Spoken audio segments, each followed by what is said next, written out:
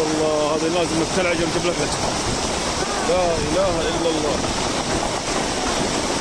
سيول قوية في المدينة المنورة تجرف السيارات والمنازل بسبب الأمطار الغزيرة. أمطار السعودية اليوم. في هذا الفيديو عرضنا لحظات من السيول القوية في المدينة المنورة. شاهدنا كيف داهمت السيول الحي السكني حي الشهداء.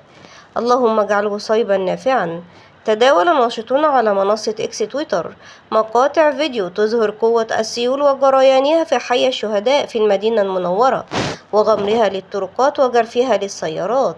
نسأل الله أن يحفظ السعودية وشعبها ويحفظ جميع البلاد العربية. وأمس الجمعة تداولت وسائل إعلام سعودية ومواقع التواصل الاجتماعي مشاهد تظهر سقوط الأمطار على المسجد النبوي في المدينة المنورة وعدد من المناطق الأخرى.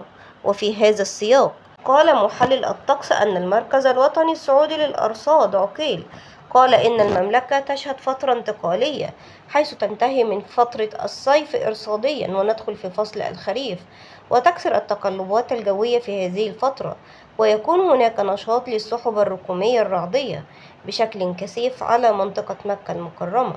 دمتم بأمان الله والسلام عليكم.